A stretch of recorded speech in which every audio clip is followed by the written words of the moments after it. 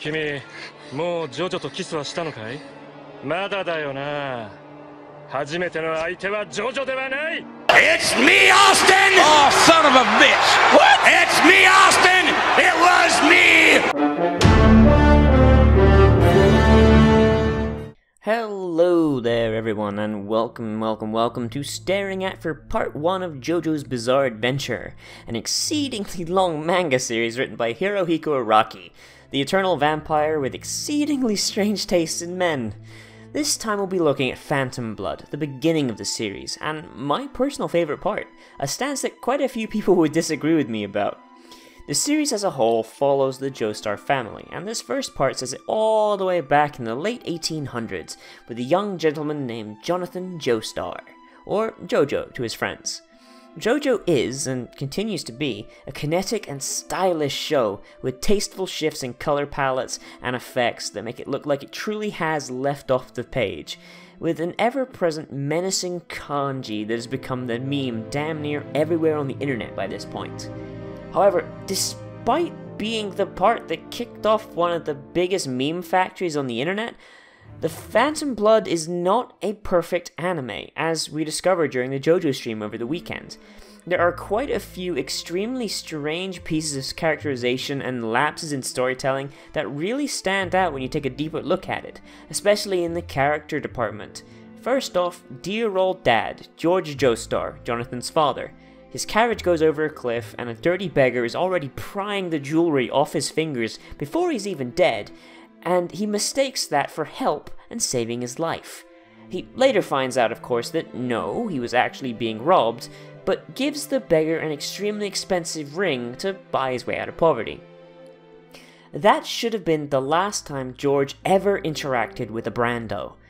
Ever. Instead, the beggar spends it all on booze, beats his wife to death, and eventually dies with little help from his son Dio. In a letter, he then begs George to adopt his son and raise him as a gentleman.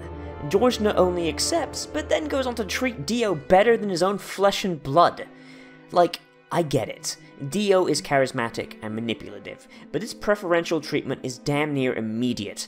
Jonathan's kind of a bore, but as we see later, he is fully capable of acting like a proper gentleman when he put his mind to it. Add to that the absolute first things that Dio does, in order, involve using a falcon knee on Jojo's dog, almost dislocating his shoulder, and pulling him around by his ear, all within clear view of either George or the servants, who I absolutely do not believe that they wouldn't go to Georgie Porgy and say, "Hey, boss, you really think we should be trusting that new kid when he's literally abusing your kid right in front of us?" The sheer didn't see nothing going on in this early portion is ridiculous. After this initial point, Dio does start acting nicer around George, which does contrast with Jonathan's lack of manners, but the second he's out of eyeshot, well, this happens.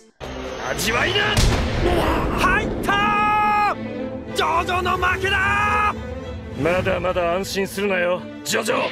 このまま親指をこいつの目の中に突っ込んで殴りにかる。 Like, do none of these kids go back to their parents and say, "Cool, ma'am, that Dio fella done popped that Jojo boy's eyeball, he did"? And then did none of these parents then get on the telegraph to send a series of worried beeps to George? This seems like the kind of thing that wouldn't fly in 1880s Britain. The bullying culminates with Jonathan's sweetheart, one Erina Pendleton, having her first kiss stolen by Dio, which, by rules of backwards-ass Victorian tradition, means that she can't speak to Jojo anymore. I actually really like this, since it's kind of the culmination of what Dio is. In a world of gentlemen and idealized chivalry, Dio is a charismatic, sociopathic monster, ahead of his time. This is something that I will praise because it's even visible in the way people move. If you've been on the internet at all, you're probably familiar with the concept of a Jojo pose. Exaggerated poses that look extremely uncomfortable but really cool in still images. In Phantom Blood, Dio is basically the only person that moves in a traditional Jojo fashion, basically up until the second part. Everyone else moves very stiffly and reservedly, but then we have Dio hamming it up and posing every time he does something, well, Dio-like. It's really cool dichotomy that we kinda lost once characters like Zeppeli showed up and started posing in return. There's one more little bit of character weirdness I do want to talk about though, and I get the feeling it's going to go over poorly. Speedwagon is not a good character. Okay, before you tar and feather me, hear me out here. Jojo meets Speedwagon on Ogre Street, a known hangout for people that do big crime all the time. He assaults Jojo with his cast of ethnic extras that we never see again, by the way, and then attacks him with his seemingly magic bowler hat. Jojo catches the bladed bowler with his arm, which is stupidity on another level, but I'll let it slide, and then kicks Speedwagon in the face. Then the rest of the village people from the other side of the tracks appear, and Speedwagon waves them off because Jojo could have kicked him harder and smashed his face, but didn't. The next time we see Speedwagon, he's Jojo's bestest friend forever, and is following him around like the most loyal puppy of all time. Except, this one doesn't get burned alive. This makes no sense whatsoever. It apparently took Jojo 2 days to get to Ogre Street, so maybe they had a conversation on the carriage ride, but we never get to see it. All we see is a super hardened criminal turn to good old Uncle Speedwagon in the space of just one scene transition. It makes no damn sense. You can't just have a character flip-flop alignments like that and expect nobody to notice. There's just one more character I want to complain about, or rather a pair of characters. Dire fucking Straits. So, when Zeppeli dies and these boys show up, I was actually pretty hyped the first time I watched, way back, but now that we know that Zeppeli was probably the only competent Hamon master on the planet, after everything we see Zeppeli do, smashing a rock using a frog, healing shattered bones, melting vampires, surviving at least several minutes while cut cleanly in half, what do we get? 2 chuckle fucks that are more of a joke than anything. I'll get to Straits if I do a staring at him battle tendency, but Dire is absolutely the worst of the two. He shows up and attacks Jonathan with an attack that requires that he do an exceptionally slow kick, which the enemy must catch, which is followed by a downward Hamon strike. Do I even need to tell you why this is a bad idea? Jonathan and Dio both shot this down immediately in their own styles, of course, but really all you need to do is let go of his legs and Dire falls directly on his balls. This is the big dick OG Hamon master we were promised? I'm surprised vampires didn't take over the world centuries ago with these losers in charge. Needless to say, when Dire just fucking dies, I'm very much unimpressed. But thankfully, that's the last of my criticism, at least from a character point of view. Every other character is either harmless or irrelevant to the point of not even warranting a mention, like Poco, you creepy little immortal stalker. Phantom Blood has probably my most favourite style of shifting colour palettes in JoJo, with clear distinction of it being used when we're following someone's inner monologue, and when it's being used outside of that, it's usually denoted by a very obvious change in lighting. I know this is subjective, but I actually like it better here.